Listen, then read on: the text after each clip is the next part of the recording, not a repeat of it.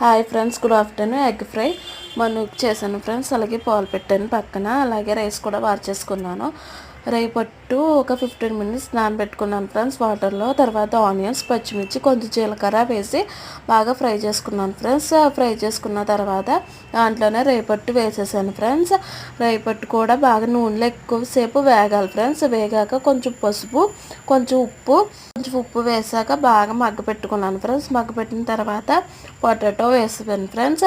Potato కూడా మగ్గాక కొంచెం అల్లం వెల్లుల్లిపాయ పేస్ట్, కొంచెం గరం మసాలా, కొంచెం కస్తూరి మేతి వేసాను ఫ్రెండ్స్. కొంచెం కరివేపాకు కూడా వేసాను.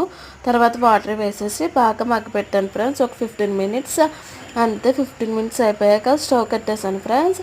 తర్వాత చాలా మెత్తగా భలే ఉడికిపోయింది ఫ్రెండ్స్. ఇది కూడా నేను ఫస్ట్ టైం ట్రై చేశాను ఇలాగా. చాలా బాగుంది. ఇలా మీరు కూడా ట్రై చేయండి. రేపట్టు బంగాళదుంప కర్రీ.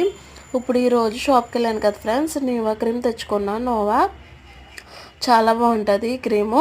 సమ్మర్ ఎక్కువ వింటర్లో యూజ్ చేయాలి ఫ్రెండ్స్. ఇది మీరు కూడా ట్రై చేయండి. అలాగే హనీ కూడా తెచ్చుకున్నాను. హనీ హాట్ వాటర్లో వేసుకుంటే మంచిది కదా ఫ్రెండ్స్.